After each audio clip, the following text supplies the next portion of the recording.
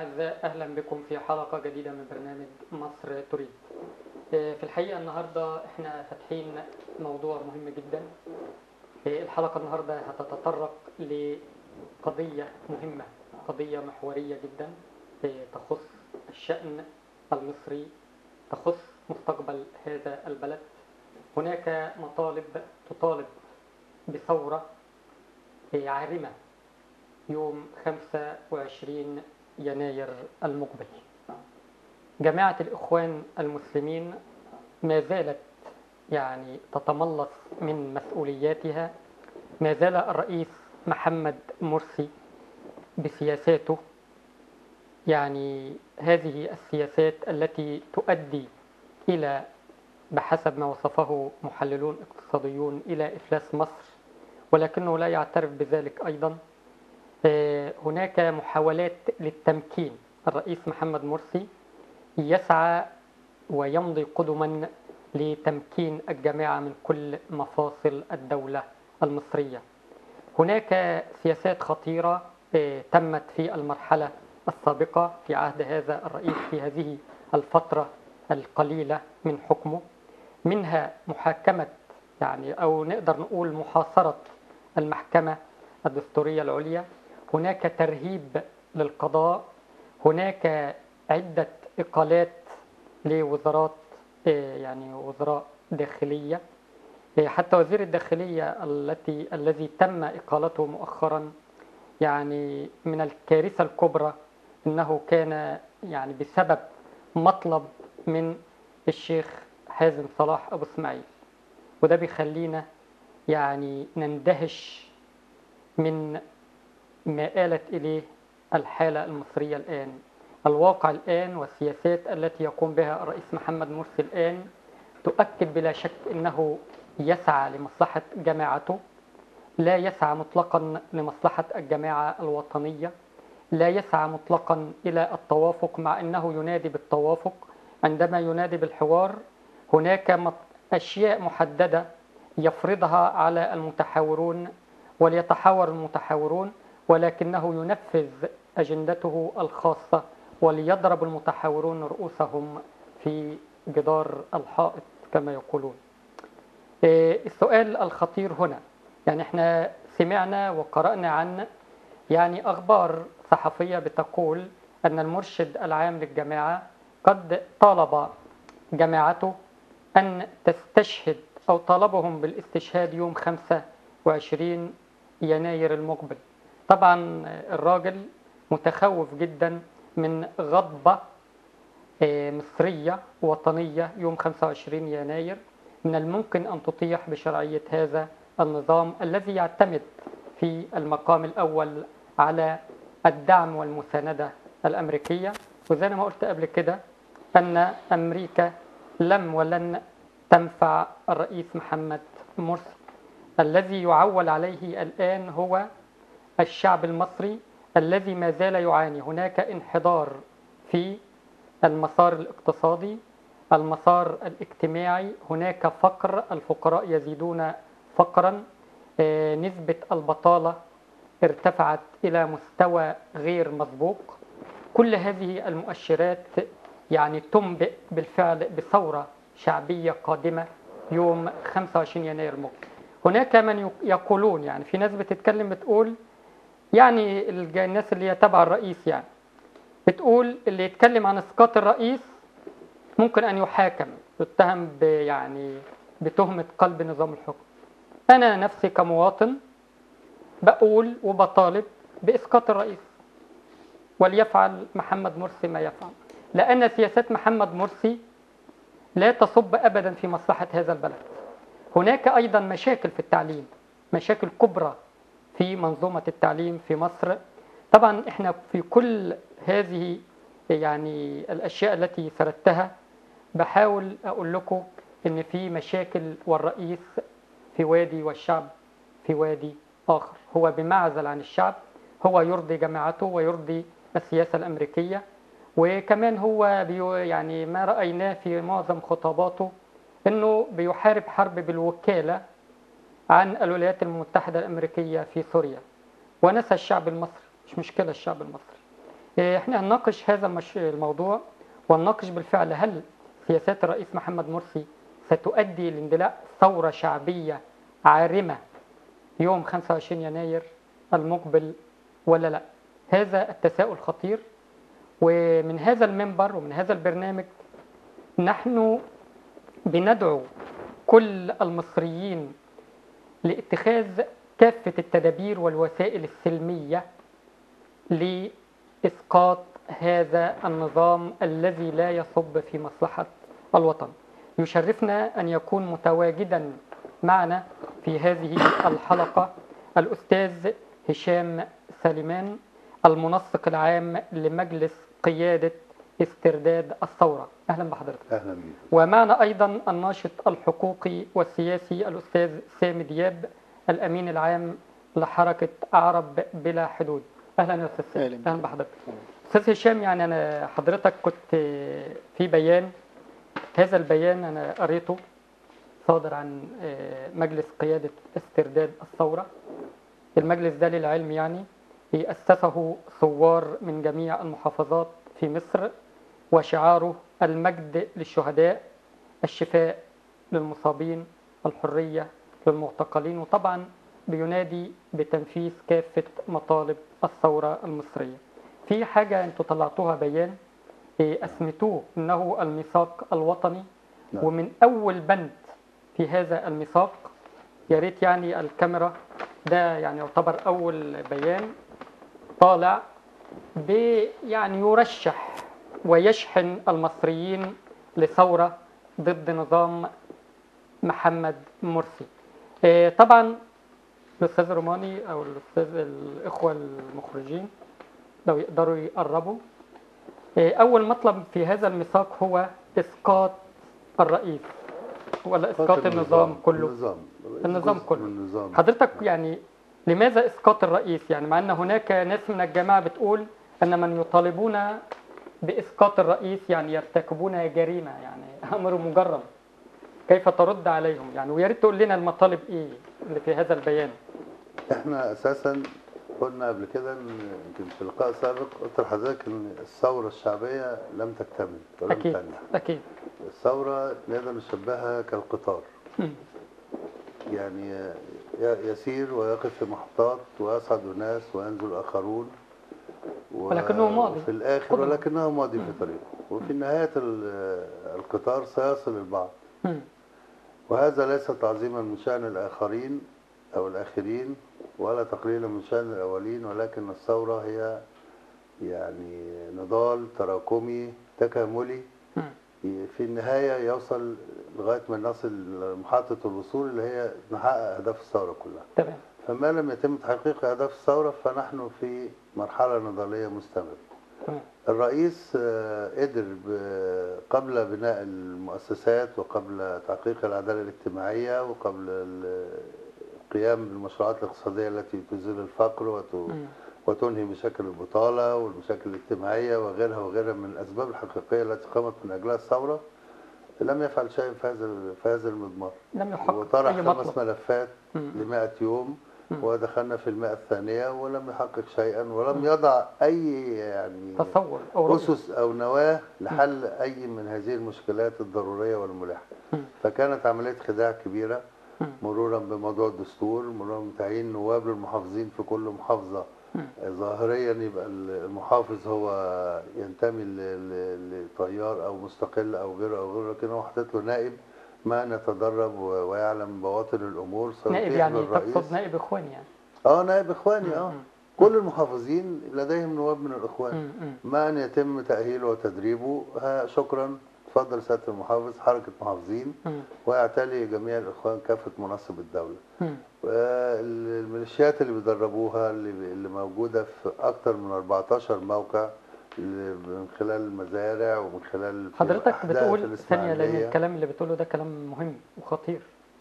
حضرتك بتقول ميليشيات يتم تدريبها الآن ورصدت هل رصدت مناطق لتدريبها هذه الميليشيات؟ بالتحديد في مزارع الإسماعيلية موالح للبرتقال واليوسفي موجودة في الإسماعيلية، وأقول كمان صاحبها صاحب مدارس الإيمان اللي في دمياط بيتم تدريب ميليشيات عسكرية فيها، وبتدربوا على العوم وفي المية وفي البرد ميليشيات عسكرية. بيستخدموا طبعا أسلحة.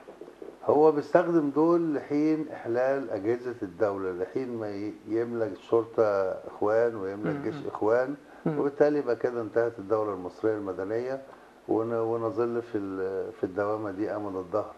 ونخرج بقى إذا حد حب يحرر مصر من الحكم الفاشيستي دوت، يبقى نحط زي الجزائر كده مليون شهيد ولا حاجة زي كده. بالظبط كده، أو الصومال أو أي حتة زي كده. نعم. تمام. فهم يعني لا أظن إن هو ماشي في طريق الثورة المصرية أصلا، وبالعكس هو ماشي عكسها تماما. من الظواهر الملحوظة الآن عودة السوق السوداء للدولار نتيجة سياسات متعمدة لانهيار الاقتصاد المصري. ما يتم شراء. حضرتك يعني ازاي سياسات متعمدة؟ يعني هو متعمد ان الاقتصاد طبعا يسقط ويتاجر بسقوط هذا الاقتصاد؟ نعم.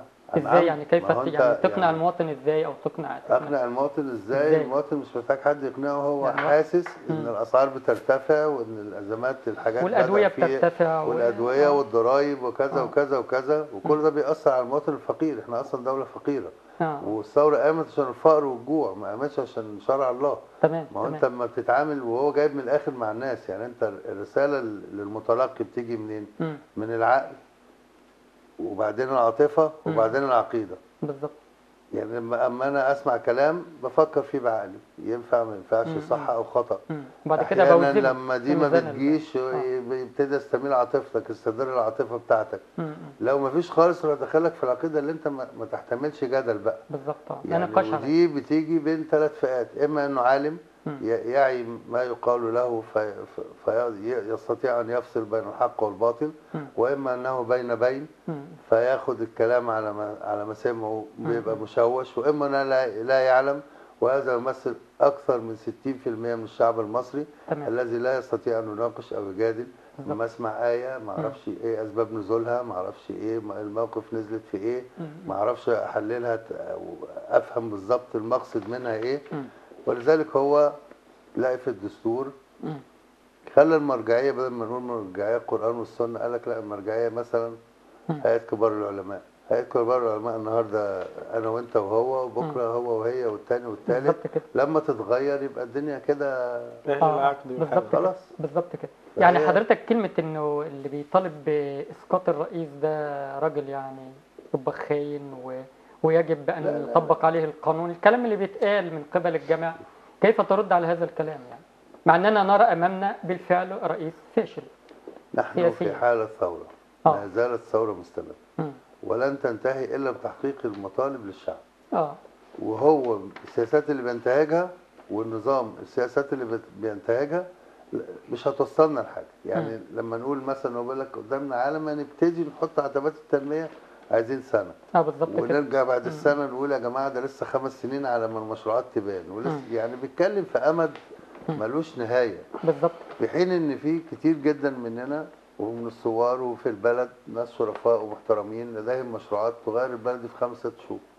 بالظبط. وفي اقل من ذلك تغير فعلي، تغيير فعلي، مش مجرد لسه هنقول نبتدي. يبقى بالكلام ده انه مثلا ان هو بيقول يعني، او الابواق التابعه ليه بتقول ان اللي طالبوا دول بقلب نظام الحكم يجب ان يتم مثلا محاكمات. ما كان مبارك بيقول كده، هو نفس نظام مبارك كان بيقول يعني نفس هو ده اصلا ما حدش خاف اصلا من الكلام ده. بالظبط. يعني احنا بنقول للناس ما تخافوش، طالبوا باداء. الناس مش خايفه، الناس مش خايفه، الناس في مرحله يعني ايه، استراحه محارب. الناس الفقر انهكها والصمود اتعبها نتيجه الحاله الاقتصاديه المترديه في البلاد واللي بتزداد تردي وسوء. فالناس محتاجه تلتقط بعض الانفاس. لكن هو لو جه بعد كما يدعون ان مفيش رواتب بعد شهر ولا بعد شهرين، ده بيقولوا بعد 3 اشهر يعني ممكن لو حصل ده يعني هتلاقوا الناس تاكل عمدان النور. يعني مش هقول لك تاكل عمدان النور، يعني تقتلع يعني. مش هيبقى فيها حد خايف. ما هو ما حدش خايف اصلا. كده كويس. هو حاجز الخوف طبعا لازم يعلم الرئيس والاخوان ان حاجز الخوف عن المصريين بالظبط بلا شك. ننتقل للاستاذ سامي دياب. يعني في حركه عرب بلا حدود، طبعا احنا عارفين ان في 25 يناير انتوا كنتوا برضو مع الناس اللي بتطالب، يعني من قبل الثوره بتطالب بالثوره ضد النظام، باسقاط النظام، وكان في اليات اللي فات كنتوا بتطالبوا ب 25 يناير وقبلها. دلوقتي انتوا حاليا بتجهزوا لآليات معينة لمظاهرات يوم 25 يناير في كافة ربوع محافظات مصر أو عدد من المحافظات. يعني كيف ترصدون واقع سياسات الرئيس على كل المستويات، المستوى الاقتصادي والأمني، وهل هي بالفعل هي اللي دفعتكم انكم تخرجوا وتطالبوا بإسقاط الرئيس ولا انتوا خايفين من ايه كثوار؟ هو احنا بنتكلم على اسقاط نظام. اتفضل. هو مسألة الرئيس محمد مرسي في حد ذاته ما بيقومش بكل اللي بيحصل ده. اللي بيحصل ان جماعة الإخوان المسلمين بتسعى دلوقتي للاستيلاء على الدولة العميقة. الدولة العميقة دي في أي دولة منظمة هي اللي ممكن من خلال الدولة العميقة تزور الانتخابات، من خلال الدولة العميقة تبدل المنظومة الاقتصادية بمنظومة أخرى. كل نظام اقتصادي، كل نظام سياسي بيبقى له منظومة اقتصادية بتحميه. برضه تغير المؤسسة القانونية تغيير مثلا. يعني في شركات دلوقتي بتنباع، مين اللي بيشتريها؟ أنصار جماعة الإخوان المسلمين. ليه تتباع لي بسبب يعني الهبوط؟ هم بيستغلوا لا لا لا, لا. بتنباع بالضغوط.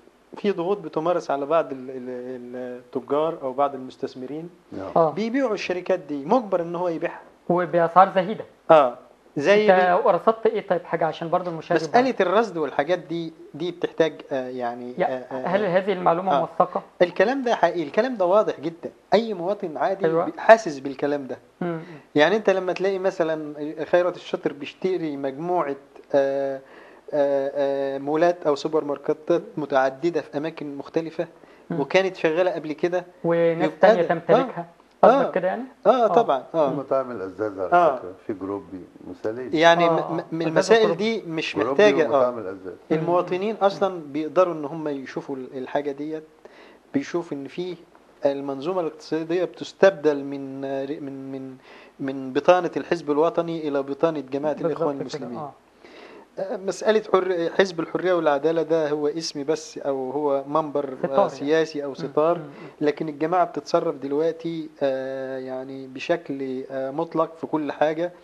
حينما تأمر الرئاسة بأن ترسل وفد علشان 11 واحد، وقبل ال 11 واحد ده فيه حوالي من 350 مصري معتقل في الإمارات قبل كده، محدش يتكلم عنهم خالص. بالظبط. في حوالي من 700 واحد معتقلين في ليبيا، محدش يتكلم عنهم حاجة خالص. في أحمد الجزاوي والمصرية اللي بتجلد في السعودية ديت، محدش يتكلم عنهم خالص. علشان 11 اعتقلوا أعضاء في تنظيم جماعة الإخوان المسلمين في الإمارات، وكانوا بيبعتوا فلوس بطريقة غير مشروعة للإخوان هنا، وبيحاولوا يسقطوا النظام الحكم هناك في الإمارات. الدنيا قامت. التحقيقات أسفرت معاهم يعني اكتشاف شبكة تانية، وشبكة تانية مرتبطة بإيه؟ بتنظيم من القاعدة كان بيحاول إن هو يعمل عمليات إرهابية في السعودية. يعني شبكة مركبة خطيرة جدا. الشبكة دي بتسيء أولا لمصالح العمل المصرية في الخير. بالضبط كده. يعني المواطن المصري هيعامل ازاي في الإمارات دلوقتي اللي هو العادي بعيد عن جماعة الإخوان؟ سيبك من الإخوان ولا غيره. هيتعامل ازاي؟ هيتعامل في السعودية ازاي؟ هيتعامل في دول أخرى ازاي؟ أولا النظام الأجهزة الأمنية هناك هتعتبره فرد غير مرغوب فيه.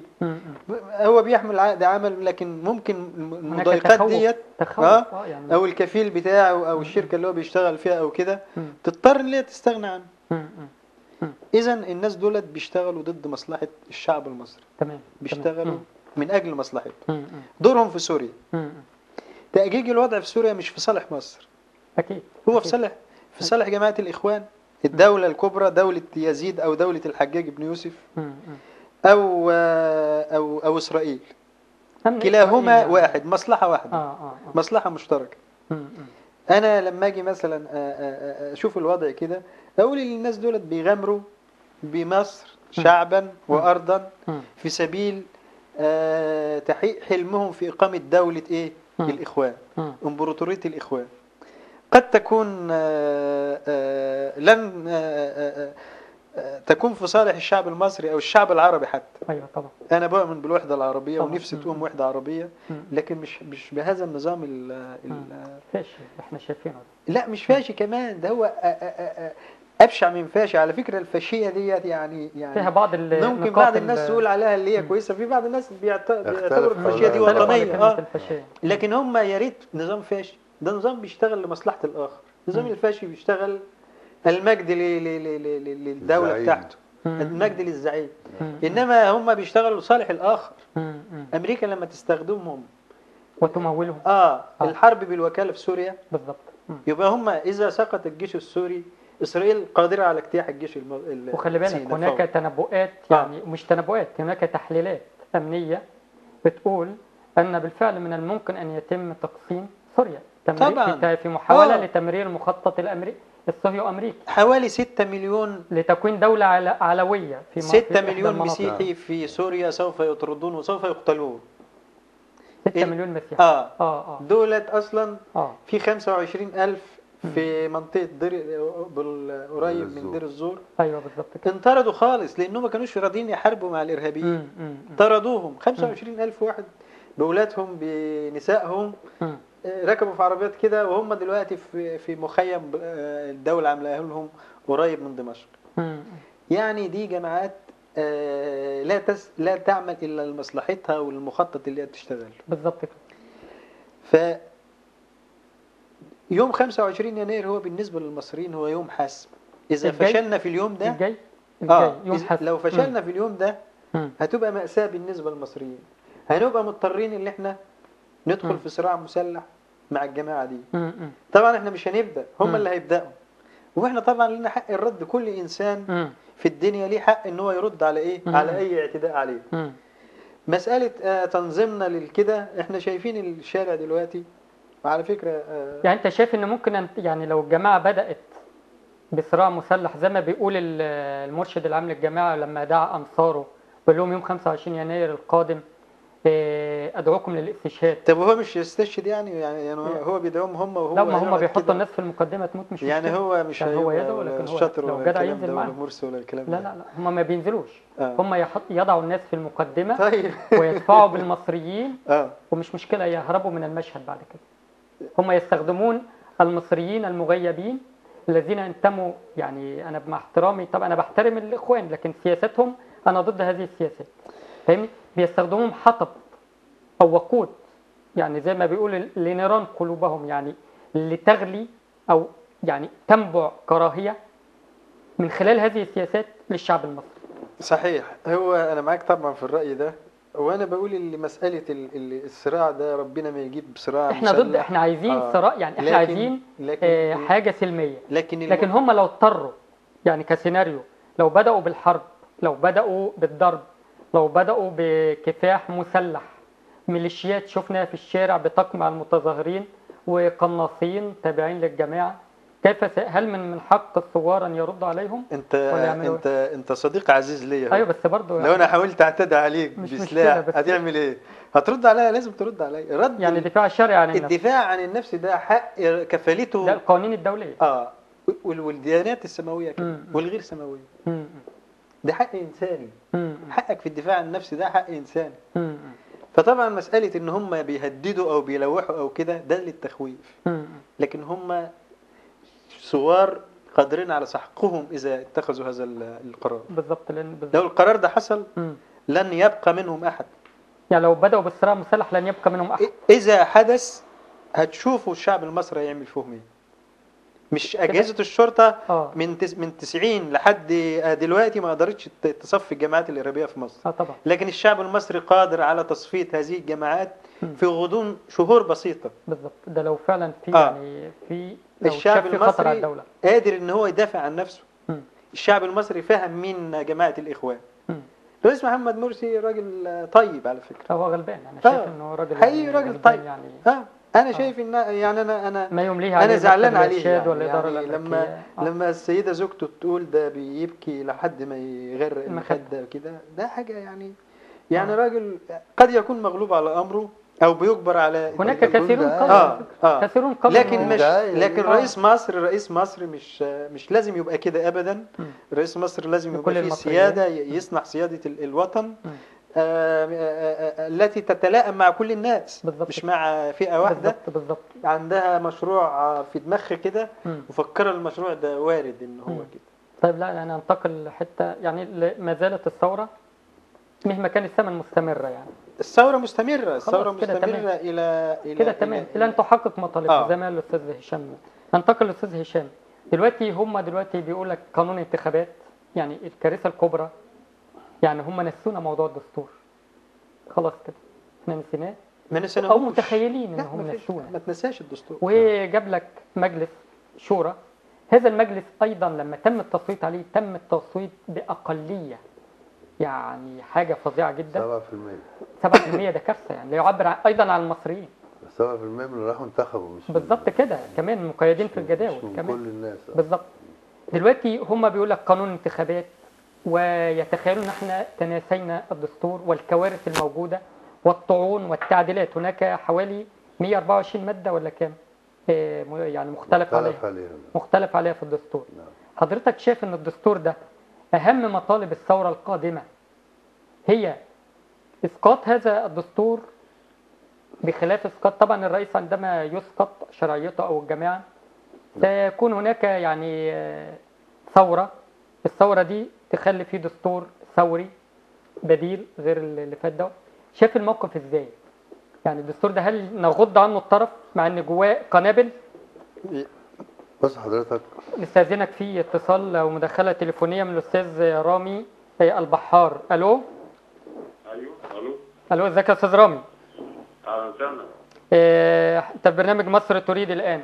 دلوقتي يعني في محاولات منكم الان للتنسيق والتجهيز لثوره سلميه في معظم المحافظات في مصر، وخاصه في سيناء المحافظات الحدوديه، يوم 25 يناير المقبل لإسقاط شرعية جماعة الإخوان المسلمين. يعني كيف تصف لنا هذه الإعدادات وأهم مطالبك للثوار المصريين الآن؟ والله حضرتك هو يعني احنا ده مش تعنت مننا او ان احنا بنسير عكس اتجاه الريح، ولكن احنا شايفين اساسا ان الدولة المصرية تتعرض لاحتلال. بل حضرتك احتلال اسرائيلي امريكي. واول مراحل الاحتلال كانت من اول معاهده كامب ديفيد، واخد بال حضرتك؟ وتم استكمال مسيره الاحتلال بوجود الرئيس المخلوع على قمه السلطه التنفيذيه. يعني انت شايف ان وجود الرئيس محمد مرسي الان هو بدايه لاحتلال فعلي لمصر، احتلال امريكي اسرائيلي غير منظور، ناعم، يعني احتلال ناعم. استكمال لمسيره الاحتلال اللي تعرضت لها الدوله المصريه على مدار 30 عام فات. بقى حضرتك ودي خطه ممنهجه للقضاء على هذا الوطن. ولكن بعد مظاهرات 25 يناير، وطبعا احنا بنقول مظاهرات 25 يناير 2011 لان عشان نطلق عليها ثوره، الثوره لازم تصل الى الحكم، والثوره بتاعتنا ما وصلتش للحكم، واحنا نفتحي ان احنا نطلق عليها ثوره فاشله. فهي للان ما زالت مظاهرات، ولن تكون ثوره الا في 25 يناير 2013 ان شاء الله باذن الله. يعني انت شايف كده ان في اعدادات، وفي يعني في اعدادات جيده وتنسيق، والناس خايفه على البلد وبتطالب يعني، وكله هيخرج في الميادين ويطالب باسقاط الرئيس بشكل سلمي. ان شاء الله احنا مؤدين، وان شاء الله بندعو شباب مصر الواعي الفاهم اللي عايز يحافظ على بلده انه يشارك في 25 يناير 2013. 25. طيب دلوقتي ايه اهم تخوفك من سياسات الرئيس محمد مرسي الان؟ يعني على كافه المسارات.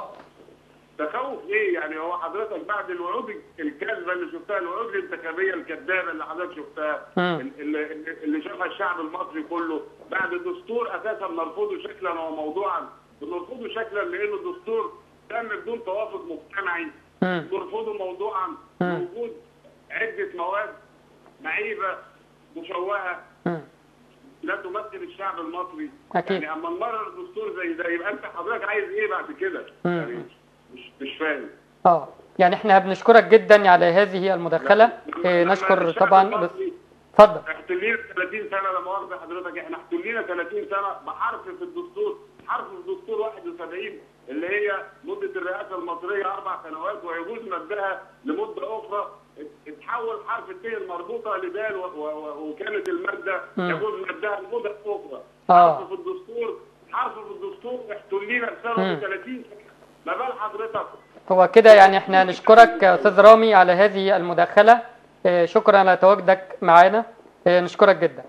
دلوقتي نستكمل يعني حضرتك كيف ترد على موضوع الهائنا عن الموضوعات الرئيسيه. بيقول لك انتخابات وقانون انتخابات وناسين حاجات مهمه، والتشكيل الوزاري الجديد الاخواني كيف ترى التوقيت؟ هل هو التشكيل ده سيؤدي الى يعني التزوير؟ يعني هو كده جاب ناس هتزور بعد كده تزوير لاحق للعمليه الانتخابيه ولا ايه؟ هو في الحقيقه موضوع اشغال المصريين ده من بدايه تنحي مبارك. يعني كان بيعمل كده يعني بفضل. لا يعني يعني احنا تواطأ كافه النخب بشكل او باخر، تواطؤوا على اجهاض الثوره ظنا من ان كل واحد فيهم هيكون رئيس على ميزه. كل واحد فيهم هيكون رئيس. حتى في اخر ازمه اللي هي اللي ما زال اعتصام التحرير ما زال مستمر بسببها من ايام محمد محمود، ذكرى محمد محمود. الناس بتقول اسقاط النظام والنخب بتتكلم في اعلان دستوري وبتتكلم في دستور والكلام ده.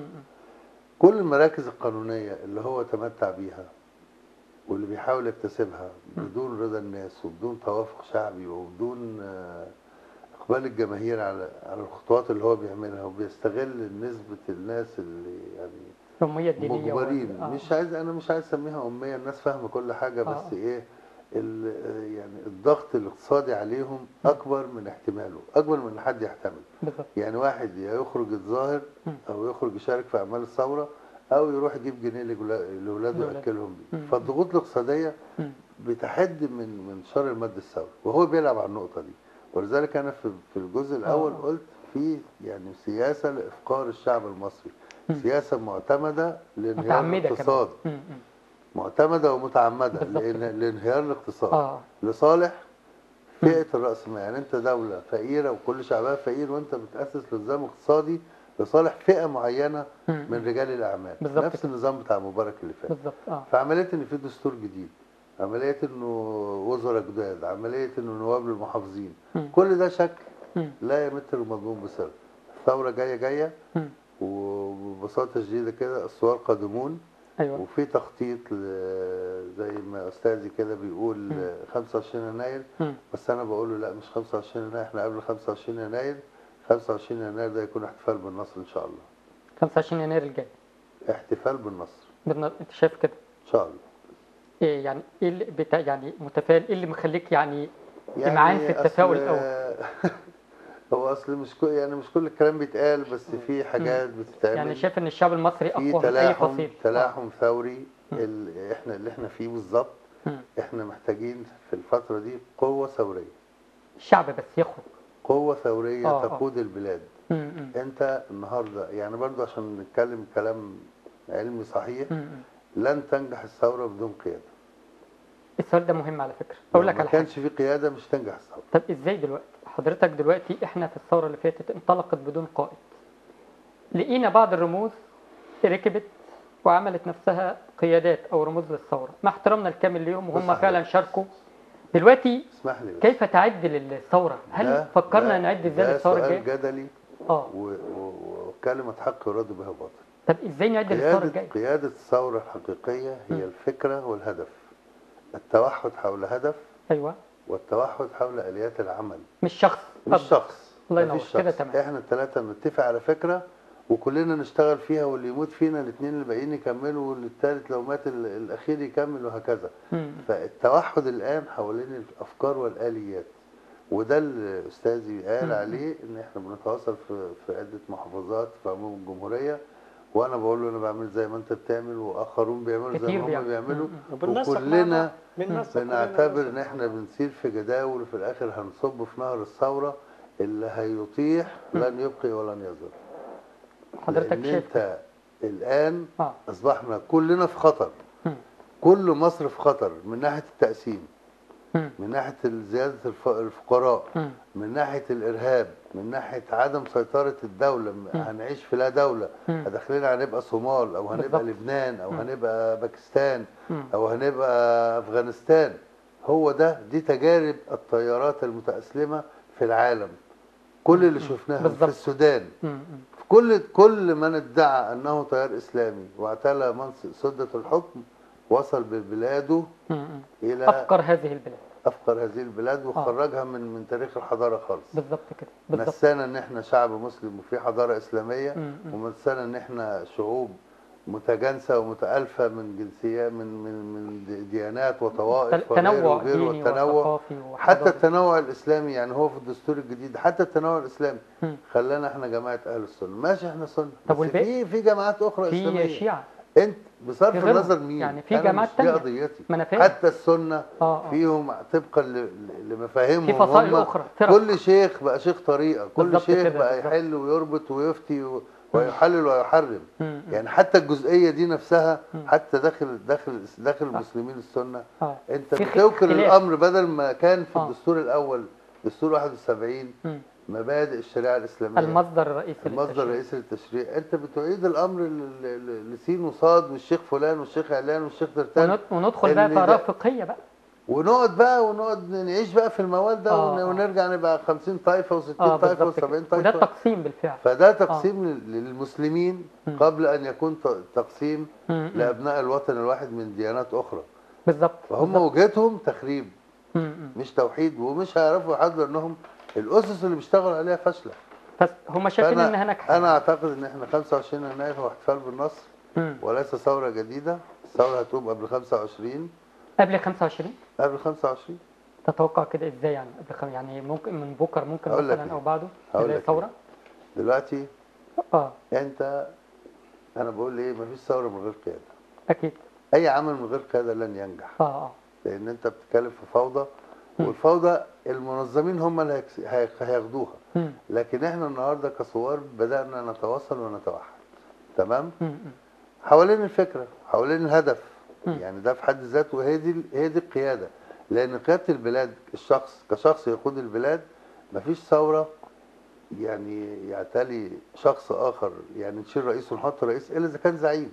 الزعيم نبت من الشعب، وده مش موجود في مصر. بالظبط. فاللي هيحصل ايه، ان احنا نتوحد حوالين الفكره وحوالين الاهداف، ونمر بمرحله انتقاليه طبيعيه يتوافق فيها ويشارك في ادارتها كافه التيارات الفكريه في مصر، كافه المواقع الجغرافيه، كافه الاطياف الفئويه. لازم يتم مرحله انتقاليه طبيعيه. دي المرحله الانتقاليه لما نمر بيها بعد كده يكون عملنا مؤسسات دوله، حررنا الاعلام، خلينا القضاء قضاء مستقل، عملنا تعليم، قللنا من نسبه الجهل، عملنا مشاريع اقتصاديه، اصبحت اراده المواطن محرره من انه محتاج حد يدفع له عشان يديله صوته، او خايف من فلان او الفساد اللي او كذا او كذا. لابد من تحرير اراده المواطن. لما يحصل ده ساعتها نقول مين يحكم مصر، اللي يختاروا الشعب. طب يعني دلوقتي في مشكله في السامي، يعني دلوقتي احنا خايفين من حاجه، من الثوره دي مع احترامي الكامل يعني. لا ما تخافش دلوقتي، لا لازم نقول عشان نحل المشكله. احنا لما نحط ايدينا على المشكله ممكن نوصل للحل. دلوقتي ممكن الثوره تندلع وكل حاجه، وهي قادمه زي ما كله مستعد ليها الحمد لله، لكن هناك خوف انه يتم يعني استقطاب او عمليه تمويه على الثوره، او ركوب اخر للثوره. او احنا دلوقتي شايفين جبهه الانقاذ الوطني كانت مع الثوار كل الفترات. يعني كمثال، يعني كيف تقيم هذه الجبهه حاليا، مع احترامي طبعا لكل قيادات الجبهه وكل المنتسبين للجبهه، كيف تقيم هذه الجبهه اللي هي كانت الثوار نزلوا في الاتحاديه، نزلوا في التحرير، لقينا بعض القيادات يعني حاولت انها تكون متواجده في هذا الحدث، وهي اتكلمت كلام كويس، لكن انت على الاقل تقول للناس دي ايه يعني الفتره الجايه؟ هو انا بقول لهم، انا بحذرهم انهم ينزلوا الانتخابات، هيخسروا كل حاجه. تحذر الجبهه او الناس. لا ده هي دلوقتي هتدفع بناس، هتدفع احنا بنقول للانتخابات. بنطالبهم بالمشاركة، ايوه. وهم أبدوا إن هم يشاركوا في لا هم الأحداث قالوا القادمة. احنا بالظبط. إن كانت قبل 25 يناير أو يوم 25 يناير. كنتش أحب مم. إن أنت تشير ليه؟ التاريخ ده بالذات يعني. اه لكن في مسألة يجب إن احنا نعيها دلوقتي، ايه هي؟ إن احنا مش عايزين شقاقات بين الكتلة اللي هي اتحدت مثلا في فترة معينة وفعلا كانت على وشك لو تنجح. استمرينا بالظبط كده، كان إن احنا ممكن لو ننجح. كملت تنجح. لولا خفنا من انزلاق البلد لدوامة العنف كان الموضوع خلص انتهى.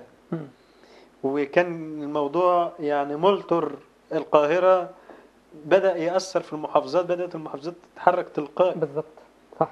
يعني شحن ذاتي. أنا كنت بلاقي عندنا في بعض الميديا الخاصة بينا دعوات جايه لنا من ناس ما نعرفهاش في محافظات تانية أو في مراكز أو في قرى بالنزول.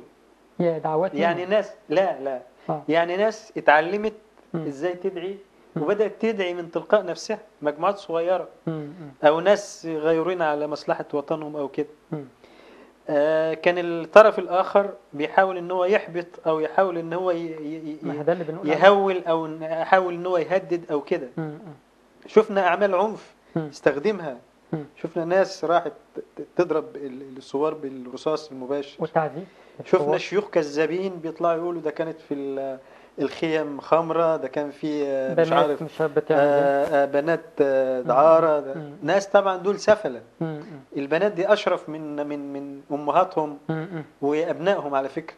كل البنات اللي شاركت في اعتصام الاتحادية أو التحرير أو كده أشرف من أمهاتهم وبناتهم. والكلام ده كلام حقيقي ما فيهوش أي فصال يعني. هؤلاء السفلة اللي هم بيتمسحوا في الدين بعض الشيوخ يعني والدين الإسلامي بريء منهم، دولت عايزين يرجعونا تاني للعصور الوسطى بتاعت أوروبا. الشيخ كده تروح له زي ما كانوا بيروحوا للكاهن هناك يقولوا له والنبي يعمل لنا أنا عايز أدخل الجنة. يقول له طب هات لي مثلا بقرة.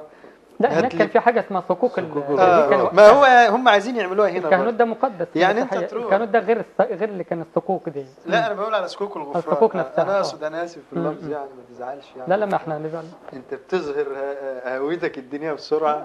لكن انا اقصد الصكوك الغفران هم عايزين انت تروح للشيخ بتاعهم ده وتروح ما خلي بالك في الوقت ده هي الحاجات دي ادت للظلام. العصور الصكوك والحاجات دي تروح له تديله ما تيسر او ما يعني ما تيسر انك تدفعه وتقول له اعمل لي وثيقه كده ادخل بها الجنه. ايوه صكوك وغفران. هو بعيد عن الجنه وبعيد عن النار. وهو يمكن ربنا بيستخدم الدين كسبب. بيستخدم المظاهر زي ما كان محمد مرسي بيروح يصلي وياخد الكاميرات معاه والحراس واقفين له اساءوا ليه. الراجل بيدعي ان هو مؤمن. طب اذا ايها المؤمن ماذا فعلت للإيمان؟ ماذا قدمت للإسلام؟ ماذا فعلت للإسلام؟ ماذا فعلت للشريعة الإسلامية؟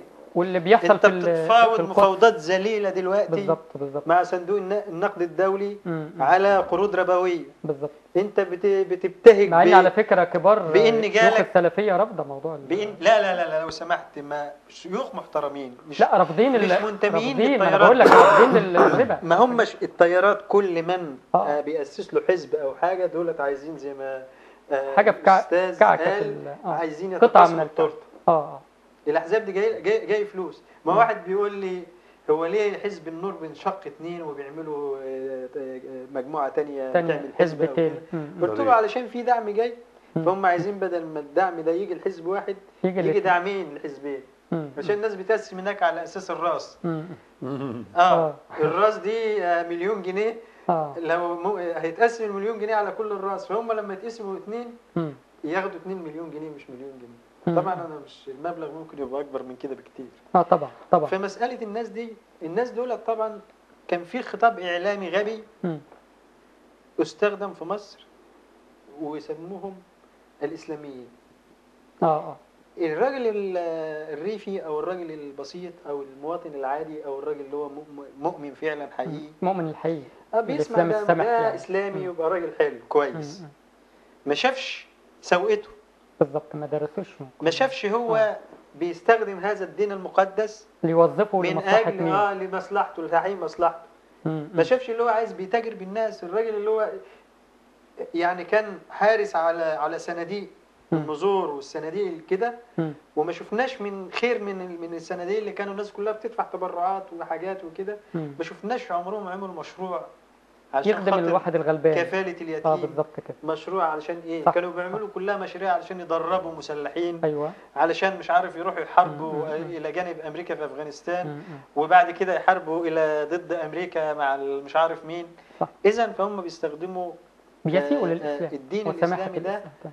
من اجل مصالح تحقيق مكاسب شخصيه. بالظبط صح كده. احنا لو انت بصيت في شمال، في جنوب، في شمال سوريا تحديدا في منطقه حوالي من 40 كيلو جنوب على الحدود التركيه السوريه، هتلاقي المنطقه دي كلها فيها مصريين بيطيروا من مصر يروحوا تركيا. الاردن ما عادتش بتدخلهم دلوقتي اللي بسيط. يروحوا هناك مش عارف يتعلموا ايه وينزلوا يذبحوا الناس ويقتلوا الناس، ويقول لك بنسقط نظام ايه غير يعني المصريين بيشاركوا في اسقاط. طبعا. امال ايه؟ دي كارثه يعني. دي كارثه كبرى. الجيش اللي حارب معانا في 73 وفي 67 احنا بندمروه. بندمر لمصلحه مين؟ تدمر سوريا لمصلحه امن اسرائيل. يعني هل إسرائيل على المدى البعيد. احنا في ثوره 25 يناير او زي ما رامي ده ابننا رامي ده واحد محترم على فكره، من الشباب اللي انا بحبه جدا. بيقول احنا مظاهرات ما بيسماش ثوره، وفعلا تسميته دي دقيقه جدا. بقول ان احنا اثناء الحاجات دي اتعرضنا للعمليات القنص وعمليات القتل وكده. ليه ما ردناش بالعنف او استخدمنا السلاح زي دول؟ دي مجموعات مسلحه جت، واحنا رحنا قعدنا مع لجان التنسيق وسمعنا منهم. ليه في السوريه سمعنا منهم قالوا لنا يا جماعه احنا بعيد عن دولة الارهابيين دول. من بلاك ووتر ونازل. لا هو الاسد طلع نفسه قال للناس اللي بيعملوا الثوره دول ارهابيين على طول. من بلاك ووتر ونازل. يعني شركه بلاك ووتر بعت ناس مسلحين. مصريين بيروحوا هناك علشان يحاربوا. طبعا بياخدوا فلوس من آل سعود. خلي بالنا يعني. في مؤامرات تحاك على المنطقه العربيه، يعني في سياق تمرير مخطط التفتيت بالفعل. يعني ده هو اللي واضح. امريكا بتستخدم الاخوان بالظبط كده لتدمير المنطقه. بالظبط كده. بالظبط كده. هنتقل لحاجه مهمه دلوقتي يا استاذ هشام. دلوقتي موضوع الجبهه. في كلام على موضوع جبهه الانقاذ دلوقتي، وفي ناس بتقول لك ان الجبهه دي عايزه اللي ينقذها، والجبهه دي يعني مع انها جبهه انقاذ. يعني كيف تقيم اداء جبهه الانقاذ؟ ولو في سلبيه احنا مش هنهدم حاجه ولا بنطالب بهدم حاجه. ازاي يقوموا ادائهم لكي يكون متناسق مع الثوره؟ يعني ازاي؟ وهي اسمها ايه دلوقتي في ظل الوضع الحالي؟ تصفها بجبهه انقاذ فعلي ولا اسمها جبهه انقاذ مرسي حاليا؟ صحيح. اسمها جبهه انقاذ مرسي. صحيح. لانه بصدور الاعلان الدستوري خرج الناس تطالب باسقاط النظام، لان هو يعيد انتاج ديكتاتوريه بشكل يعني حسني مبارك بعد ديكتاتور بعد 20 سنه، ده بعد 4 شهور ولا 3 شهور بدا يقنن الديكتاتوريه. فخرج الناس في ثوره غاضبه وملايين كانوا في الشارع، وجم هم عملوا جبهه الانقاذ، بس مش بينقذوا مصر، ده بينقذوا مرسي من السقوط. صحيح. بيحولوا بس في الكلام ده ممكن يترد عليه الشعب يعني الكلام ده ممكن يترد عليه يا استاذ هشام. ممكن يعني دلوقتي في ناس من قيادات الجبهه، بص حضرتك، في ناس من قيادات عشان برضو ما لنا وما علينا، في ناس من القيادات الكبيره في الجبهه قالوا ان احنا ضد الاعلان الدستوري ومع اسقاط الاعلان الدستوري والكلام ده. كيف ترد على الكلام ده؟ اولا يعني عشان برضه نكون محايدين. ضد الاعلان الدستوري، الناس خرجت تقول لي اول ما صدر اول ما مات جيكا في محمد محمود، خرجوا الناس يقولوا السيناريو بيتكرر تاني، مظاهرات وناس بتموت في وسطها. بالظبط كده. فخرج الناس الثوار غاضبين وقالوا الشعب يريد اسقاط النظام. راح هو جاي ملاحق في 22 ولا في تاريخ كام راح اصدر الاعلان الدستوري، فاصبحت الامور مبيته، يعني امر دبر بليل. فخرجت الشعب اكثر من 2 مليون عند الاتحاديه، وعدد لا باس به في ميدان التحرير وفي عدد من المحافظات. واخد بالك؟ وانت خارج تقول جبهه انقاذ مين؟ طيب انت انقذت مين بقى هذه فين النتيجه؟ كل حاجه تم تمريرها. ماذا تم انقاذه؟ ايه اللي انقذته؟ شلت الاعلان الدستوري وجبت لنا دستور هنشربه اه مليء بالعوار ومليء بالخراب ومليء وتعمل بطريقه بحاجات، تزوير ويزيد من يزيد تحط 10 مهام من رئيس الجمهورية، بيعين القضاء، يعين المحكمة الدستورية، ويعين القضاء، ويعين الأجهزة الرقابية، واللي عيان يقدم شهادة فقر عشان يتعالج، والمرأة فين وفين، حاجات كده يعني.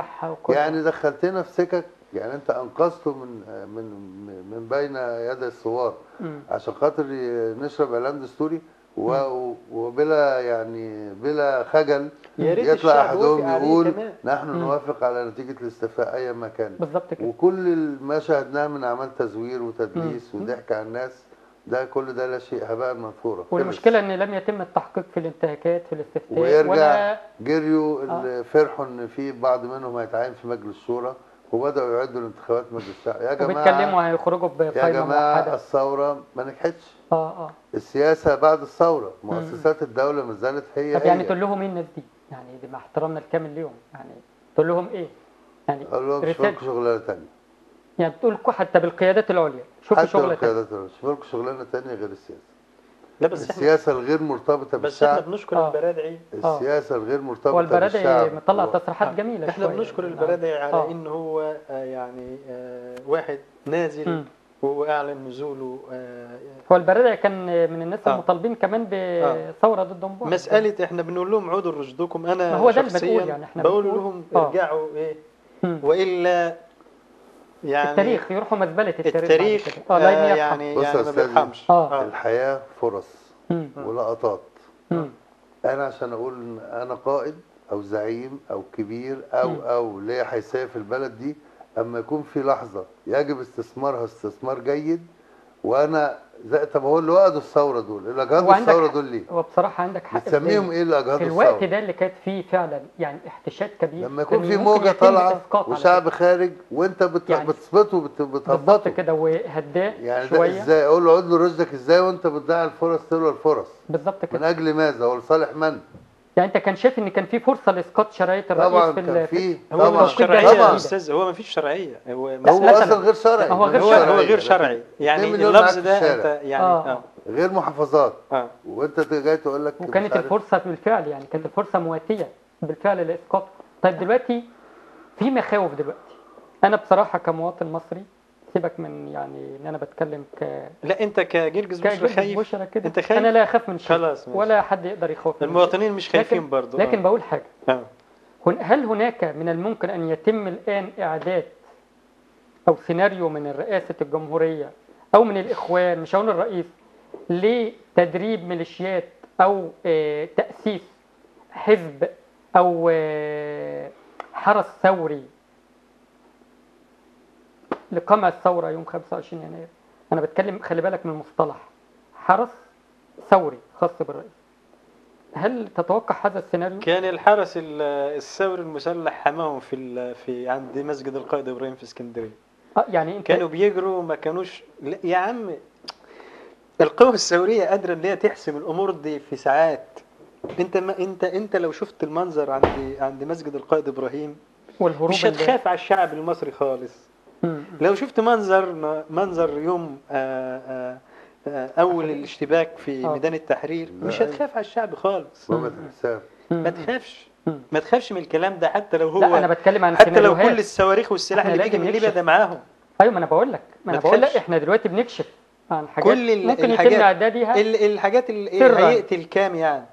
كل ما بيحصل إراقة دماء كل ما الناس اللي نايمه بتصحى وتيجي. بالظبط كده. والرئاسه لازم تخلي بالها من الحته دي. كل ما بيحصل اراقه كل دماء، ما يتم القمع، كل الناس ما تنزل، الناس بتخبط على بعضها الحق انزل. بالظبط كده. الناس ما بتخافش دلوقتي.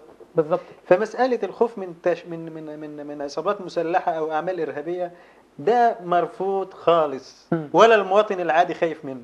ده كده تمام. كده تمام. لكن هل يعني في شاوسيسكو؟ ايوه. وانا بعتقد ان نهايه مرسي هتبقى زي نهايه شاوسيسكو بالظبط. انت تتوقع كده؟ واعلنت في البيان اللي قبل الاخير كده. يعني في خلال 3 ايام كان اللي هم بتوع ما يسمى زي جهاز مباحث امن الدوله عندنا كده، الشرطه السريه، ده في طياره جت كانت صفت، لا كانت قتلت يعني حوالي من 12,000 13,000. ده كان عدد مهول. فتصور الراجل ده كان في العصور دي وما كانش فيه فضائيات، ما كانش الإعلام في التوقيت ده زي دلوقتي. تصور بقى ان يموت 1000 أو 2000 على ايد هؤلاء المجانين، ايه اللي هيحصل؟ الشعب هيطلع ياكلهم. بالظبط كده. لن يبقى عليهم احد في الحالة دي. بالظبط. يعني فمسألة الخوف من ميليشياتهم او الخوف من تشكيلات مسلحة. التخوفنا الوحيد ايوه ما انا بتكلم يجر وزارة الداخلية تاني لعنف مع الثوار. برافو عليك. تشكيل وهي اللي بتدفع الثمن الداخلية على فكرة في كل مرة. تعيين وزير جديد في التوقيت ده مؤشر نذير شوم على ايه؟ على هذه الوزارة. اذا كان الوزير ده هينجر وراهم وهيضرب الثوار، رجل الشرطة تاني مش هيعرف ايه؟ بالظبط. مش هيعرف يمارس عمله من الشعب. الشعب سوف هيقطعوا مدى الحياة. بالضبط. انا بدعو رجال الشرطة ان هم يحافظوا على نفسهم من غضب الشعب المصري. بدعيهم، بقول لهم انتوا مننا واحنا منكم، وما تعرضوش نفسكم لخطر علشان نظام سياسي ايا كان. بالظبط كده. بالظبط. انت بتشتغل عند مصر، ما بتشتغلش عند الاخوان ولا عند مرسي. انت بتشتغل لامن مصر ومنع الجريمة في مصر. بالظبط كده. انما ما بتدافعش عن كيان سياسي او بتحاول انك تحرسه او بتحاول انك تدعمه. بالظبط كده. فيا للوزير الجديد او كل الضباط وكل الامناء وكل المندوبين، كل افراد الشرطه، عليهم الا يعادوا اراده الشعب المصري. اراده الشعب المصري.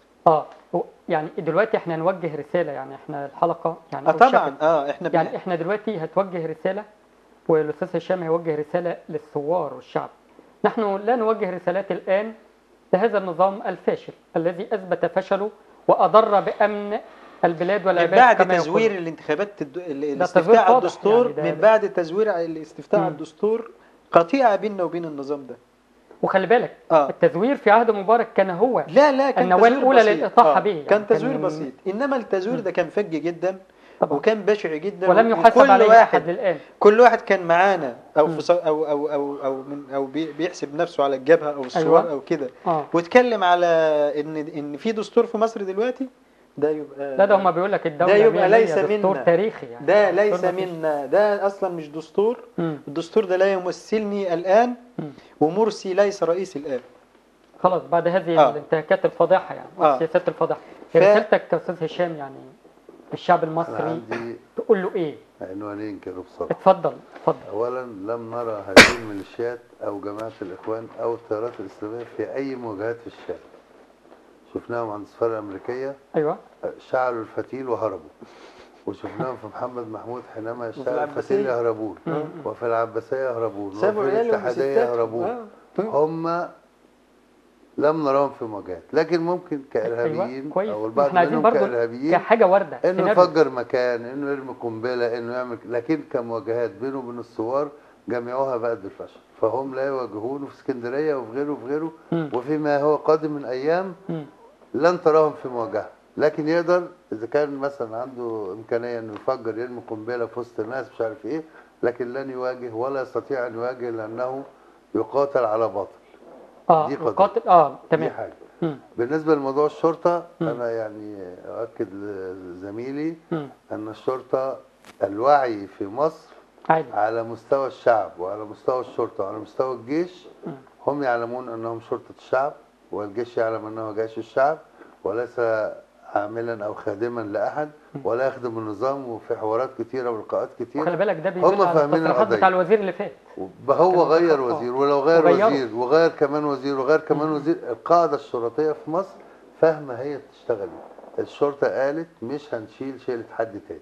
كويس جدا، كويس جدا. فلن يكون صدام بامر الله بين المصريين وبعضهم البعض، كجيش كشرطه كشعب كثوار. تمام. لن يكون. ده يعني حساب اي حد مش هيحصل. انا واثق من ده انه مش هيحصل. الشرطه شرطه وطنيه والجيش جيش وطني. اكيد الجيش جيش وطني والشرطه واذا كان في عوار او خلل او قصور يمكن تصويب كل شيء. كلنا استوعبنا الدرس الا الاغبياء الذين لا يمكن ان يفهموا. من هم الاغبياء؟ اقول لك بعد الحلقه.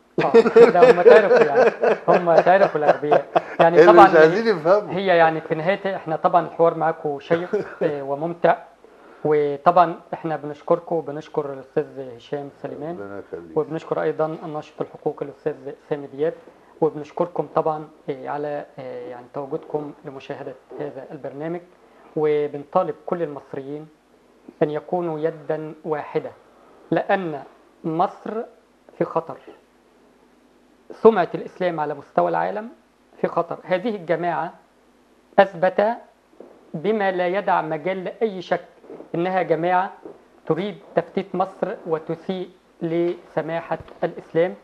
واطالبكم، يعني احنا كلنا المفروض نكون يد واحده، نخرج ونطالب يعني بصوت رجل واحد ان احنا نطالب باسقاط هذا النظام الذي لا يخدم الا مصلحته الشخصيه.